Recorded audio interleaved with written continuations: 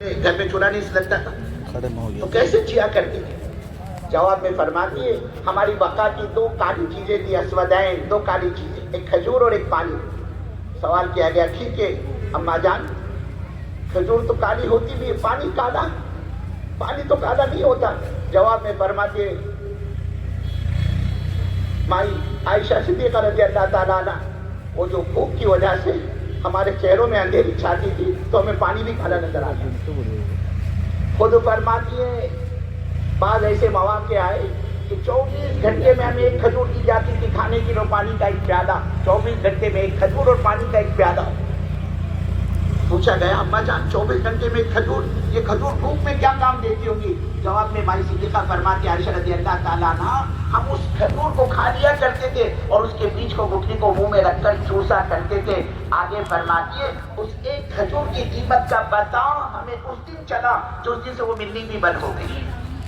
کیوں بھائی اڑیسہ والوں، اللہ رب العزت نے جو ایک بارش کا پیٹ بنا انسان کا، کتنا بڑا یہ ایک بارش کا چند انچ کا تو یہ پیٹ ہے، اور اس پیٹ کا بھر لینا کوئی عزت اور شرافت کی علامت ہوتی۔ آپ یقین مانو اللہ اپنے نبی صلی اللہ علیہ وسلم کے دروازے پر کبھی فاقہ لے کر نہ جاتا، بلکہ اللہ جنت کے کھانے اپنے نبی کو دنیا میں کھلاتا۔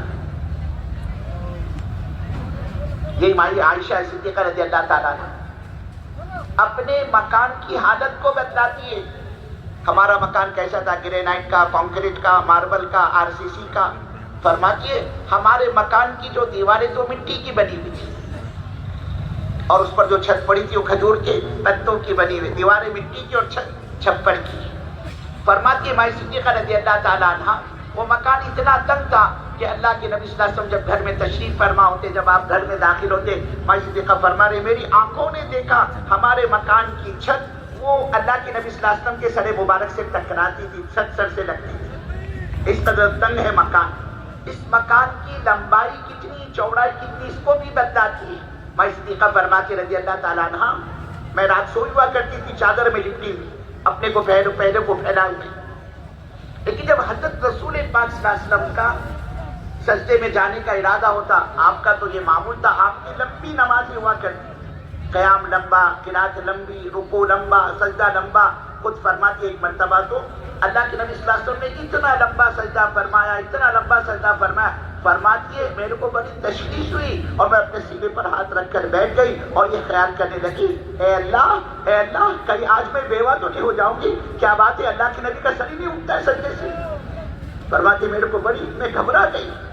آگے فرماتی ہے میں نے اللہ کے نبی صلی اللہ علیہ وسلم کے پیروں کی انگلیوں پر جب نگاہ جمایا اور اس میں نے حرکت کی، تب میرے دل کو قرار آیا، میرے کو اطمینان ہوا کہ نہیں ابھی اللہ کے نبی صلی اللہ علیہ وسلم حیات ہیں۔ تو آپ کی لمبی نمازیں ہوا کرتی تھی، اور آپ فرماتی ہے مائی صدیقہ میں آپ کے سامنے چادر میں لپٹی سوئی ہوا کرتی تھی، لیکن جب رسول پاک صلی اللہ علیہ وسلم کو سجدے میں جانے کی نوبت پیش آتی اور اللہ کے نبی صلی اللہ علیہ وسلم رکوع سے فارغ ہو کر سجدے میں جانا چاہتے، آپ سجدے میں جاتے ہوئے اپنے ہاتھوں سے میرے لمبے پھیلائے ہوئے پیروں کو یوں اشارہ کر دیا کرتے تھے، دھکا دے دیا کرتے تھے۔ مائی صدیقہ فرماتی اماں جان عائشہ رضی اللہ تعالیٰ عنہ میں اپنے لمبے پھیلائے ہوئے پیروں کو اپنے قریب کر لیتی تھی، اور پیروں کے قریب کر لینے کے بعد جو خالی جگہ سامنے بچتی تھی اور جو خالی جگہ سامنے نکلتی تھی اس خالی جگہ میں اللہ کے نبی صلی اللہ علیہ وسلم سجدہ فرمایا کرتے۔ یہ مکان کی تنگی کی حالت تھی، اور پھر یہ تو آپ کی اپنی ذاتی زندگی ہوئی،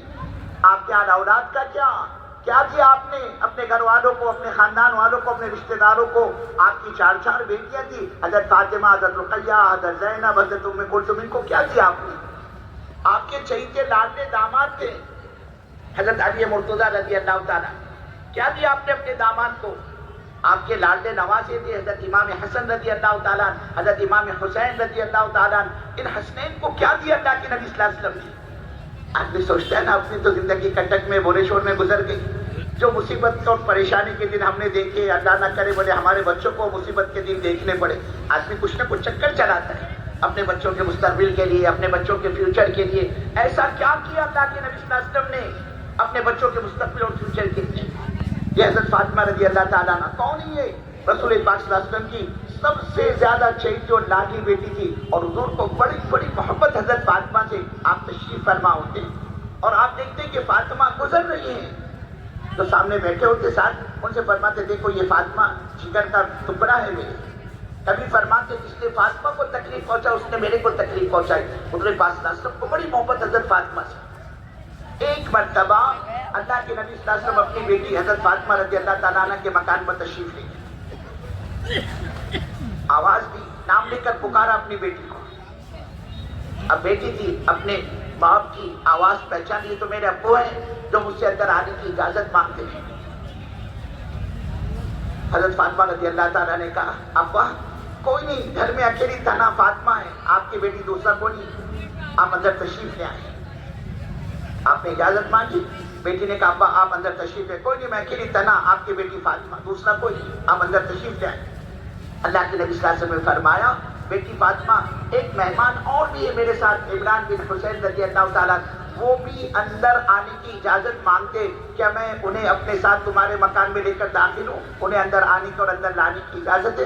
میرے بزرگوں, اندر سے بیٹی نے روتے ہوئے جواب دیا اپنے باپ کو, ابا ابا آپ کو تو اندر آنے کی اجازت ہے, لیکن وہ آپ کے ساتھ آئے ہوئے مہمان کو, آپ کے ساتھ لائے ہوئے مہمان کو اندر آنے کی اور اندر لانے کی اجازت نہیں ہے. پھر وجہ بتائی کہ ابا آپ کی بیٹی فاطمہ کے پاس اس گھر کی چار دیواری کے اندر اتنا کپڑا یا پردہ اور چادر نہیں کہ آنے والے مہمان سے پردہ کیا جا سکے.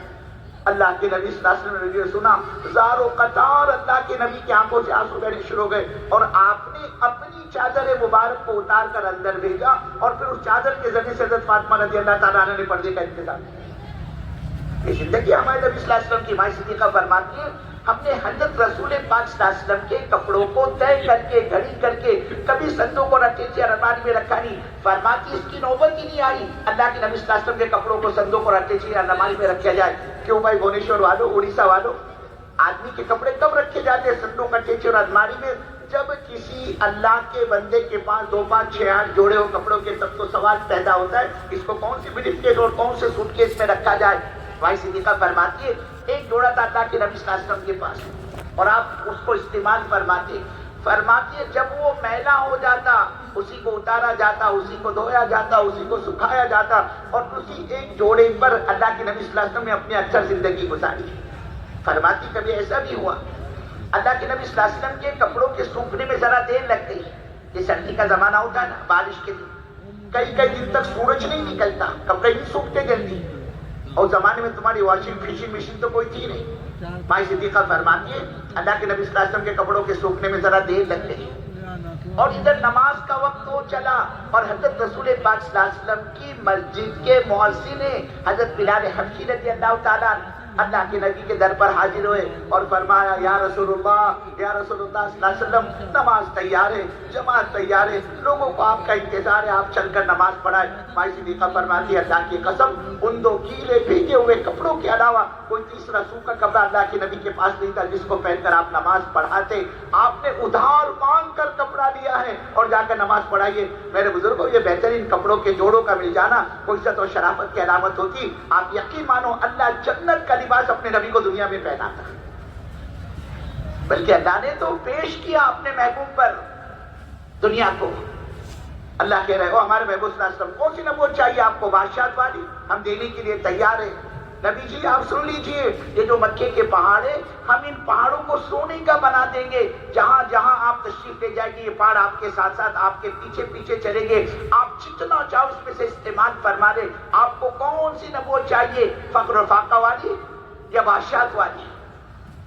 اللہ کے نبی صلی اللہ علیہ وسلم نے جواب میں فرمایا اللہ میں تو اس بات کو پسند کرتا ہوں جب تو میرے کو کوئی نعمت عطا کرے میں تیری اس نعمت کو استعمال کر کر میں تیرا شکر گزار بندہ بنوں, اور اے اللہ جب مجھ پر حال آئے, تنگی آئے, مصیبت آئے, تکلیف آئے, پریشانی آئے, بھوک آئے تو میں صبر کے ذریعے تجھ کو یاد کروں, یعنی تیرا صبر کرنے والا بندہ بن جاؤں. اصل میں میرے بزرگوں یہ سب اپنی امت کی تعلیم و تربیت مقصود تھی کہ یہ میرا امتی, یہ میری امت 10 بائی 10 کے مکان کے چکر میں پڑھ کر, یہ میرا امتی تن چھپانے کے لیے کپڑوں کے جوڑوں میں پڑھ کر, یہ میری امت سر ڈھانکنے کے لیے اسلیب کے چکر میں پڑھ کر, یہ میری امت دنیا کے اندر اپنی چاہتوں کو پوری کرنے میں لگ کر میرا امتی کہیں اپنی آخرت کو داؤ پہ نہ لگا دے. اس لیے کہ ہمارا اور آپ کا اور قیامت تک کے آنے والی پوری امت کا, انسانیت کا اصل مسئلہ وہ آخرت کا ہے. اور آخرت چیزوں کے راستے سے نہیں بنتی, آخرت مال سے نہیں بنتی, آخرت عہدے اور کرسیوں سے نہیں بنتی. آخرت کے بننے کا معیار اللہ نے دین, ایمان اور اعمال کو بنایا ہے, اور 3 نام ہے مسلمان کی 24 گھنٹے کی زندگی کا. اس کے معاملات، اس کے معاشرت، اس کا اخلاق، اس کا لین دین، اس کے گھر کی شادی بیاہ، اس کے گھر کی موت مٹی، اس کے گھر کی بچی کی رخصتی، سب میں اللہ کے حکموں کو حضرت محمد صلی اللہ علیہ وسلم کے طریقے پر پورا کرنے کا نام دین ہے۔ اور بزرگوں، ایمان وہ تو اندر کی کیفیت کا نام ہے کہ میرے تمہارے دل و دماغ کے اندر یہ بات رس بس جائے، میرے مسئلے کا اللہ کے قبضے قدرت میں زندگی، موت، بنانا، بگاڑنا، عزت، ذلت، کامیابی، ناکامیابی سب اللہ کے دست قدرت میں، اور جو کچھ کرتے ہیں اللہ کرتے ہیں، اور جو کچھ ہوتا ہے اللہ ہی کے کرنے سے ہوتا ہے۔ میرے بزرگوں، یہ آدمی کے اندر کا وجدان بنے، اس کو کہتے ہیں ایمان کا بننا، اور اللہ بندے سے اللہ کا یہی مطالبہ ہے۔ اللہ یہ تو چاہتا ہے ہمارے بندے ہم کو پہچانے، ہم کس قدرت و طاقت کے مالک ہیں، ہم کیسے کرتا دھرتا ہے، ہم کیسے خالق ہے۔ یہ محنت دعوت کی اللہ کی عظمت اور رفعت اور بزرگ اور بڑائی کو اندر میں اتارنے کی محنت ہے، اور اللہ اپنا تعارف کروا رہا ہے اپنے نبی علیہ السلام سے، یا موسیٰ اننی انا اللہ، اے موسیٰ پرمیشور ہمیں، پالنہار ہمیں، خالق ہمیں، مالک ہمیں، لا الہ الا انا، اے موسیٰ ہمارے علاوہ کوئی نہیں، تمہاری حاجتوں کا پورا کرنے والا، تمہاری ضرورتوں کا پورا کرنے والا، تمہارے حالات کو سازگار بنانے والا، تم کو روزی روٹی پہنچانے والا۔ میرے بزرگوں، اللہ کا غیر چاہے وہ کتنی اونچی شکل و صورت کا کیوں نہ ہو، وہ اللہ کا غیر ہے، ہماری آپ کی ضرورتوں کو جانتا تک نہیں، پورا کیسے کرے گا؟ ضرورتوں کے پورا کرنے والی ذات تو اللہ کی ہے۔ یہ ہے ایمان میرے بزرگوں، اور اللہ مختلف راستوں سے اپنا تعارف کروا رہا ہے، اپنی پہچان کرا رہا ہے۔ کئی فرمایا انتم تخلقون ام نحن الخالقون، او ہمارے بندوں پیدا تم کرتے ہو یا ہم کرتے ہیں؟ کہ بزرگوں، میاں بیوی کا ملنا سبب کا درجہ ہوتا ہے، اندر اولاد کون پیدا کرتا ہے؟ وہ تو اللہ پیدا کرتے ہیں۔ اللہ کہہ رہے ہیں وہ کون سی طاقت ہے جو باپ کے صلب سے منی کے قطرے کو منتقل کرتی ہے، ٹرانسفر کرتی ہے ماں کے رحم کے اندر، اور جب یہ ماں کے رحم میں منی کا قطرہ پڑتا ہے، اور جب اللہ رب العزت کو اسے پروان چڑھانا ہوتا ہے، وہ اللہ اس پر لا کر سیکورٹی بٹھا دیتا ہے، اپنی فورس، اپنی پولیس اللہ اس پر لا کر بٹھا دیتا ہے فرشتے کو کہ تجھے اس منی کے قطرے کی حفاظت کرنی ہے۔ پھر اللہ اس منی کے قطرے کو گوشت کا لوتھڑا بناتا ہے، اور اس گوشت کے لوتھڑے کو، اس مضغے کو اللہ رب العزت اس میں ہڈی، پسلی، دل، دماغ، تلی، گوجری، گردہ، مثانہ، ناک، کان، ہاتھ، پیر، ساری چیزیں اللہ ماں کے پیٹ کے اندر پیدا کرتا چلا جاتا ہے۔ اللہ کہہ رہے وہ کون سی طاقت ہے؟ یخلقکم فی بطون امہاتکم خلقا من بعد خلق فی ظلمات ثلاث۔ میرے بندو، میری عزت کی قسم، میں نے تم کو 3 اندھیروں میں تمہاری پرورش کا نظام چلایا، ماں کے پیٹ کا اندھیرا، رحم کا اندھیرا، جھلی کا اندھیرا، نہ ماں کو پتہ نہ باپ کو پتہ اندر چل کیا رہا ہے۔ اور اللہ کہہ رہے میرے بندے لقد خلقنا الانسان فی احسن تقویم، دیکھ میں نے تیرے کو کیسے بہترین صورت کے اندر بنایا ہے۔ یہ تو سبب کا درجہ ہے۔ میاں بیوی کا ملنا، اولاد تو اللہ پیدا کرتا ہے، ورنہ کتنے ہو گئے ہمارے اڑیسہ کے اندر اللہ کے بندے 10 سال ہو گئے، وہ ان کے درمیان ہوتا ہے جو میاں بیوی کے درمیان ہوتا ہے، دونوں رات بھی گزارتے، دونوں ملتے بھی ہیں، لیکن 10 سال کی ملاقات کے باوجود ایک چوہے کا بچہ پیدا نہیں کر سکے۔ اللہ کہہ رہے وہ تو ہم ہیں جس کو ہر سال نیا کیلنڈر دے، ہم وہ ہے جس کو بیٹے ہی بیٹے دے، اور وہ ہم وہ ہے جس کو بیٹیاں ہی بیٹیاں دے، اور ہم سے جس کو چاہے بریک لگا دے، اس کو کون پوچھنے والا؟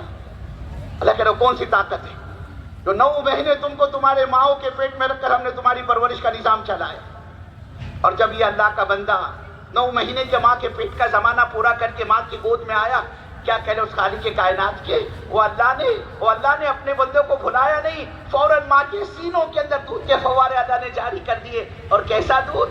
گرمی کے زمانے میں اگر بچہ پیدا ہو، اللہ ماں کے سینے سے، ماں کی چھاتی سے سرد دودھ سپلائی کرتے ہیں، سرد دودھ برآمد کرتا ہے۔ اللہ کو پتا ہے باہر گرم موسم، ٹیمپریچر 50 تک پہنچ گیا، اور اگر میں نے اس کے ماں کے دودھ کی تاثیر کو نہیں بدلا، گرم کو سرد نہیں کیا، یہ معصوم بچہ، یہ کمزور معدے والا بچہ اس کو پیے گا، اس کا معدہ ماں کے دودھ کی گرمی کو برداشت نہیں کر پائے گا، دست ہو جائے گی، الٹی چناؤ شروع کر دے گا، یہ اس کے پورا بدن کا پانی سوکھ جائے گا، یہ اکڑ جائے گا، یہ ہلاک ہو جائے گا۔ اور اللہ کو تو ہلاکت سے بچانا ہے۔ اللہ ماں کے دودھ کی تاثیر کو، گرمی میں پیدا ہونے والے بچے کی ماں کی دودھ کی تاثیر کو اللہ سرد کر دیتا ہے، تاکہ یہ دودھ بچے کو نقصان نہ پہنچائے۔ اور اگر بچہ سردی کے زمانے پیدا ہوا، وہ اللہ ماں کے دودھ کی تاثیر کو گرم کر دیتا ہے۔ جانتا ہے یہاں تو سب کمبل میں لپٹے ہوئے ہیں، لحاف میں لپٹے ہوئے ہیں، اور اوپر سے رضائی میں لپٹے ہوئے ہیں، اس حال کے اندر اگر میں نے بچے کے ماں کے دودھ کی تاثیر کو گرم نہیں کیا، یہ بچہ ماں کا سرد دودھ پیے گا، اس کا سینہ بھر جائے گا، اس کے سانس لینے میں تکلیف ہوگی، اس کی سانس اٹکے گی، اس کی ماں پریشان ہوگی اور اپنے شوہر کو کہی اچھی دیکھو دیکھو میرا بچہ، میرے بچے کی سانس رک رہی ہے، اس کی سانس اٹک رہی ہے، دیکھو اس کی جان نکل رہی ہے. باپ پریشان ہوگی، باپ پریشان ہوگا، اور اس اللہ کو، اس ماں باپ کو، اس بچے کے ماں باپ کو پریشانی سے بچانا ہے. وہ اللہ کیا کرتا ہے بزرگوں، اڑیسہ والوں، ماں کے دودھ کی تاثیر کو گرم کر دیتا ہے. اب اگر سینے کو چیرو گے، وہاں کوئی فریج، وہاں کوئی ہیٹر، وہاں کوئی ریفریجریٹر نہیں ملے گا. یہ سب کہاں سے آ رہا ہے؟ اللہ کہہ رہا ہے میں اپنے خزانے سے سپلائی کرتا ہوں. تم ہم کو پہچانو. انتم تخلقون ام نحن الخالقون. تم کرتے ہو یا پیدا ہم کرتے ہیں. انتم تزرعون ام نحن الزارعون. اللہ کہتا ہو اڑیسہ والوں، کھیتی تم کرتے ہو یا ہم کرتے ہیں؟ تم نے تو دانے کو زمین میں ڈالا اور تم الگ ہو گئے. ارے وہ کون سی طاقت ہے جو تمہارے زمین میں دانے ہوئے دانے کو سڑاتی ہے، اور اس سڑے ہوئے دانوں کے اندر سے ہم کوپل نکالتے ہیں، اور اس کوپل کے اندر ہم وادیاں بھرتے ہیں، اور ان وادیوں کے اندر اپنی قدرت سے ہم غلہ پیدا کرتے ہیں. اللہ فرما رہے کھیتی تم کرتے ہو یا ہم کرتے ہیں؟ کئی فرمایا انتم انزلتم من المزن ام نحن المنزلون. اے ہمارے بندو، آسمان سے پانی تم برساتے ہو یا ہم برساتے ہیں؟ پورے اڑیسہ کا چکر کاٹ لو، کہیں آپ کو پانی کا ٹینک نہیں ملے گا. یہ تو کٹک والوں کی ٹنکی ہے، یہ تو جاجپور والوں کی ٹنکی ہے، اور یہ جو ہے پوری والوں کی پانی کا ڈیم بنا ہوا ہے، اور یہ راول قلعے والوں کا، یہ مہاراشٹر والوں کا، اور یہ گجرات والوں کی ٹنکی، اور یہ کرناٹک اور بہار اور بنگال والوں کا پانی کی جھیلیں. کہیں آسمانی نظام میں آپ کو پانی کی کوئی جھیل، پانی کی کوئی سبیل، پانی کی کوئی ندی، پانی کی کوئی نہر نظر نہیں آئے گی. یہ سب کہاں سے آتا ہے؟ اللہ کہہ رہے میری عزت کی قسم، جب مجھے برسانا ہوتا ہے، آسمان سے ہر برسنے والے پانی کے قطرے کے ساتھ میں نے ایک فرشتہ مقرر کیا ہے، اور اس فرشتے کی ذمہ داری ہے اس پانی کی بوند کو تجھے اڑیسہ میں برسانا ہے، گجرات میں برسانا ہے، کرناٹک اور بہار اور بنگال کے کس حصے میں، یہ دنیا کے کس ملک میں تجھے اس قطرے کو پہنچانا ہے. اور جب تک وہ فرشتہ اپنی ذمہ داری پوری کر نہیں لیتا، اس کی ذمہ داری پوری نہیں ہوتی. اللہ کہہ رہے میرے بندو، آسمان سے پانی تم برساتے ہو یا ہم برساتے ہیں؟ اننی انا اللہ، کوئی نہیں ہمارے علاوہ. اور جس لفظ سے اللہ نے اپنا تعارف کروایا سیدنا موسیٰ علیہ نبینا علیہ السلام کے، اسی کا بڑا عجیب و غریب واقعہ اللہ اپنے پاک کلام میں بیان کر رہا ہے. اللہ کہہ رہا ہم قصے اور کہانی نہیں سناتے، ہم نے ان واقعات کے عبرت کی اور نصیحت کا سامان تیار کیا کہ یہ تو ابھی ماں کے پیٹ میں ہے، ابھی تو پیدا بھی نہیں ہے سیدنا موسیٰ علیہ نبینا علیہ السلام. اور جب نجومیوں نے خبر دے دی وقت کے ظالم بادشاہ کو کہ تیری حکومت میں، بنی اسرائیل میں ایک بچہ پیدا ہوگا جو تیرا تخت اور تاج اور حکومت اور سلطنت سب کو تہس نہس اور تباہ اور برباد کر کے چھوڑے گا. اب وہ فرعون جو خدائی کا دعویٰ کرتا تھا انا ربکم الاعلی، اللہ نے ایسی صحت دی تھی اس کو کہ 40 دن میں ایک مرتبہ بیت الخلا جاتا تھا قضاء حاجت کے لیے. جب اس کو خبر کو سنا، اب دن میں 40 مرتبہ روٹے لے کر بھاگنا شروع کر دیا. راتوں کی نیندیں اس کی حرام. یہ کون ہوگا وہ؟ میری حکومت میں پلے گا اور مجھ سے مقابلہ کرے گا، اور میرا ملک مجھ سے چھین کر مجھ کو ہلاک اور برباد کر دے گا. راتوں کی نیندیں حرام ہو گئی اس کی. اس نے پارلیمنٹ کا اجلاس بلایا، سارے چودھری سارے وزراء کو جمع کیا، اس کی میٹنگ ہوئی کہ یہ بات ہم تک پہنچی ہے اور اس سے کیسے نمٹا جائے.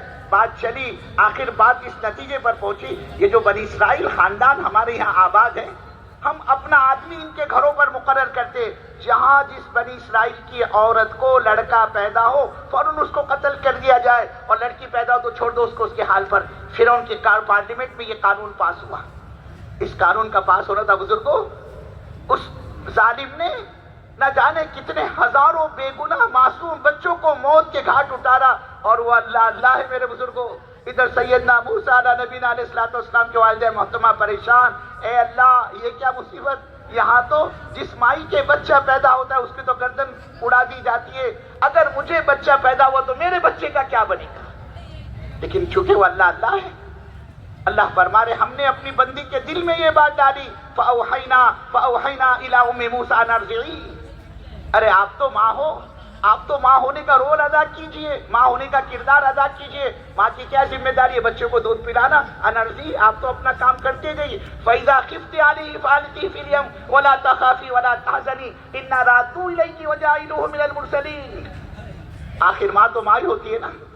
فرمایا جب تمہیں ڈر لگے گھبراہٹ ہو کہ اب تو کوئی فرعون میرے گھر میں داخل نہ ہو جائے, میرا بچہ گود سے نہ چھین لیا جائے اور پھر اس کی گردن نہ اتار دی جائے. اللہ کہہ رہے وہ کیا مارے وہ کیا کرتے, ہماری بندی تم تو اپنے بچے کو دودھ پلاتے رہے, لیکن جب تمہیں خطرہ محسوس ہو تم فوراً صندوق تیار کر کے بچے کو صندوق میں رکھ کر دریا کے بہاؤ میں بہا دینا. او اللہ سبحان تیری قدرت, میں تو ایک طرف اپنے بچے کو موت کے منہ سے بچانا چاہ رہی ہوں اور آپ کا حکم کہ اس کو پانی میں دریا کے بہاؤ بہا دیا جائے. اللہ فرما رہے ہو ہماری بندی لا تخافی ولا تحزنی, گھبرانے کی اور فکر کرنے کی ضرورت نہیں, ہماری عزت کی قسم اس بچے کی حفاظت کی ذمہ داری ہم لیتے ہیں اور اس بچے کی ہم حفاظت ہی نہیں کریں گے بلکہ تاج نبوت کے ساتھ اس کو واپس کریں گے. ماں کو قرار آ گیا, ماں کو اطمینان ہوگا کہ چلو خطرہ ٹل گیا, اللہ نے حفاظت کا وعدہ کر دیا. ماں نے دودھ پلانا شروع کیا, لیکن جو ہی سیدنا موسیٰ علیہ نبی علیہ السلام کے والدہ محترمہ نے خطرہ محسوس کیا کہ وہ یہ تو فرعون کی گشت کیوں بڑھ گئی ہمارے بستی میں, کہ ایسا تو نہیں کہ انہوں نے گھر گھر میں تلاشی شروع کر دی ہو, کہ ایسا نہ ہو کہ میرا بچہ ان کے ہاتھ لگ جائے اور وہ اس کو موت کے گھاٹ اتار دے. اور میرے بزرگوں ہوتا وہی ہے جو اللہ چاہتے, بندے کی چاہت کو کوئی دخل نہیں ہے. یا وہی ہوا, سیدنا موسیٰ علیہ السلام پیدا ہوئے, ماں کی فکر ماں کی گھبراہٹ بڑی ہوئی ہے. جیسے ہی ماں نے خطرہ محسوس کیا صندوق تیار کیا اور اس بچے کو صندوق میں رکھ کر دریا کے بہاؤ میں اس صندوق کو بہا دیا.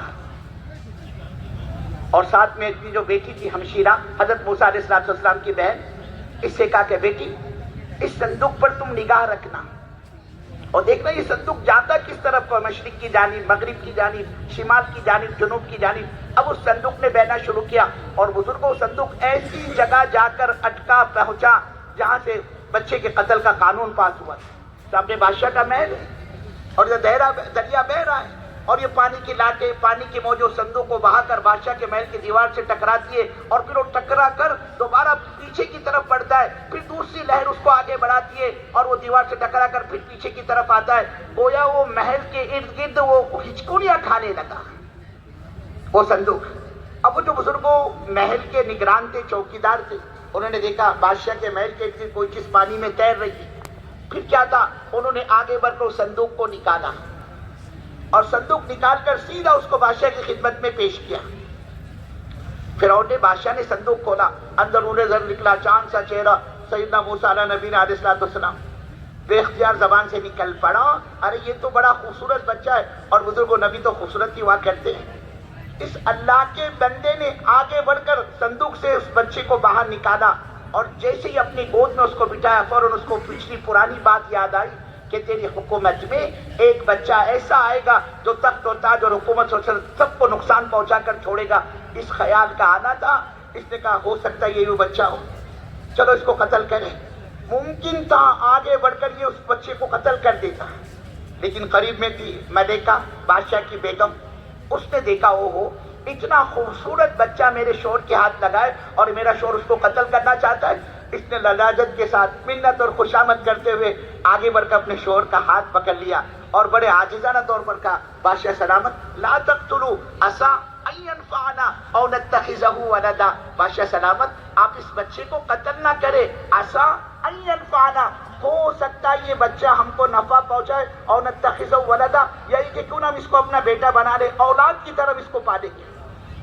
اب بزرگوں جب گھر والی کی طرف سے بات آئی تھی نا, اب یہ مجبور ہو گیا سوچنے پر اب کیا کیا جائے.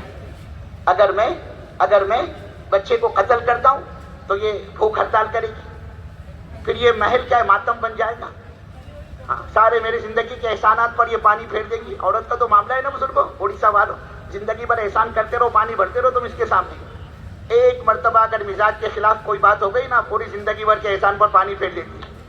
کیا بولے گی, کیا ملا میرے کو جب سے تمہارے ساتھ میرے ماں باپ نے بند دیا, جب سے میرے نکاح ہوا, شادی ملا کیا اس گھر کے اندر, نہ ڈھنگ کا لیتھڑا ملا نہ ڈھنگ کا چھیتڑا ملا.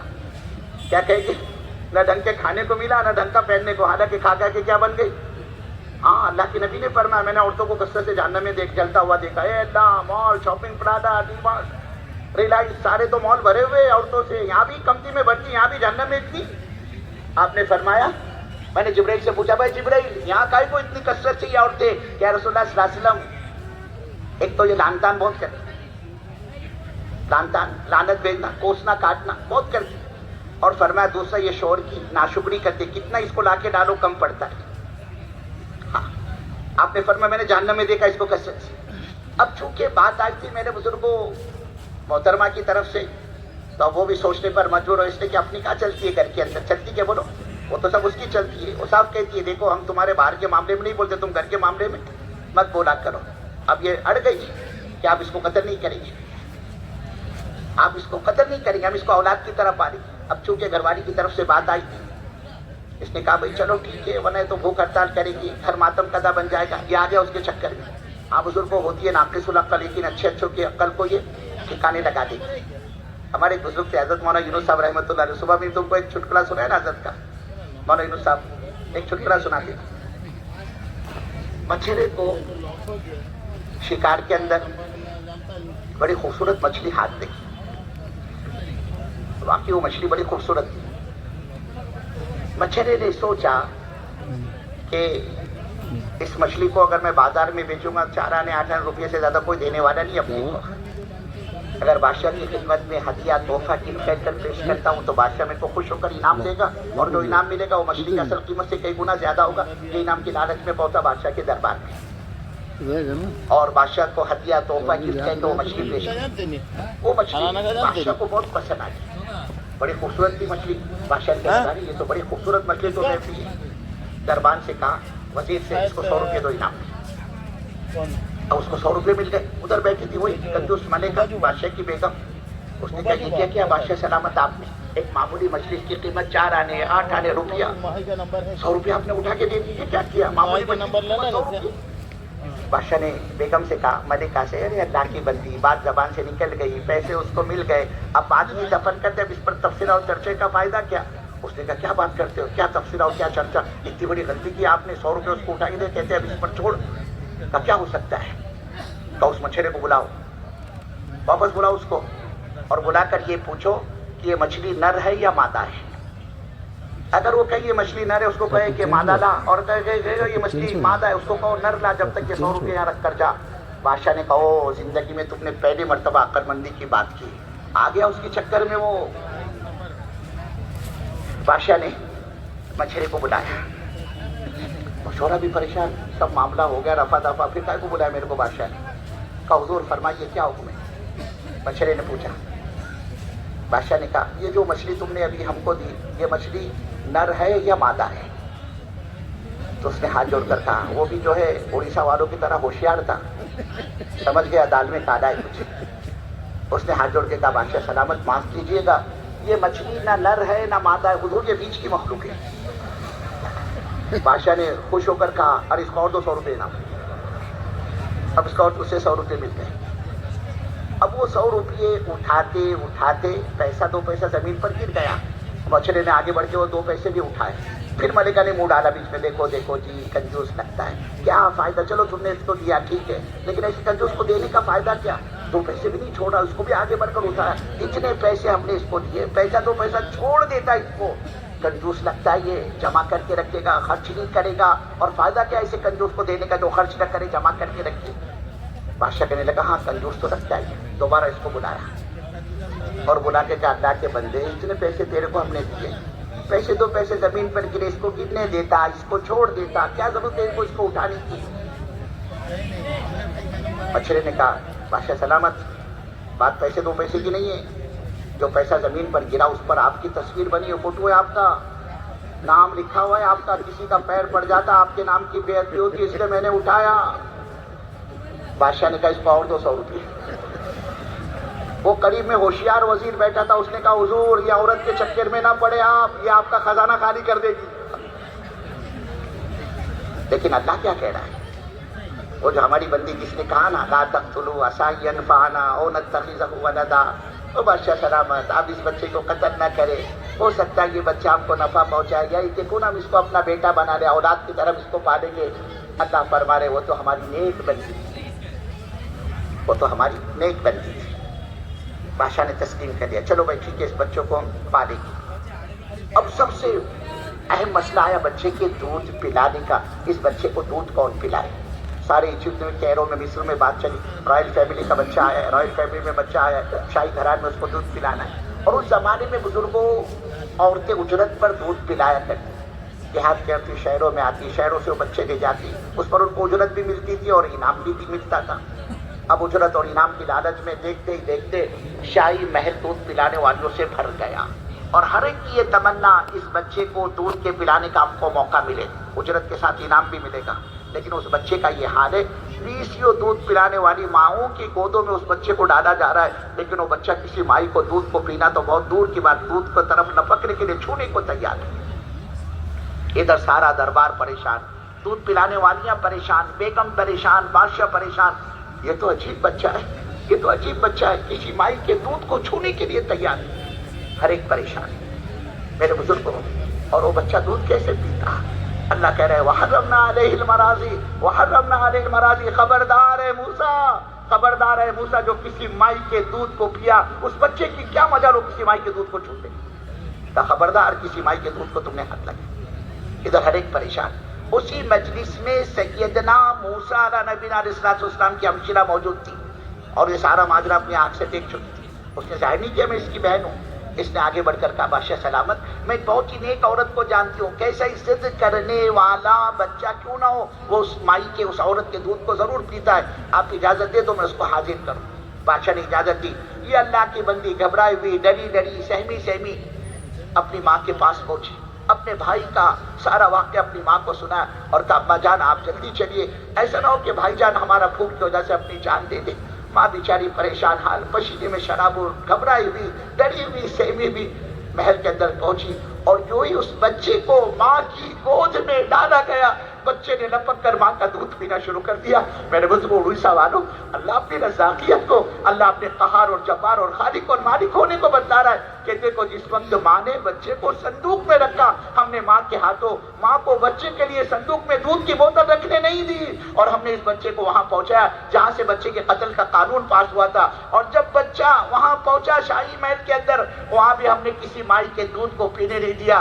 اللہ ہم کو اور آپ کو سمجھانا چاہ رہا ہے، اور ہمارے بندو، جب ہم کسی کی پرورش کا نظام چلانا چاہتے ہیں، ارے وہ دودھ کی بنیاد پر نہیں پلتا، وہ دودھ کی بنیاد پر نہیں جیتا، ارے وہ تو ہمارے جلانے سے جیتا ہے۔ وہ کیا مارے، وہ کیا کاٹے، جس نے جس بچے کی خاطر نہ جانے کتنے معصوم بے گناہ بچوں کو موت کے گھاٹ اتارا۔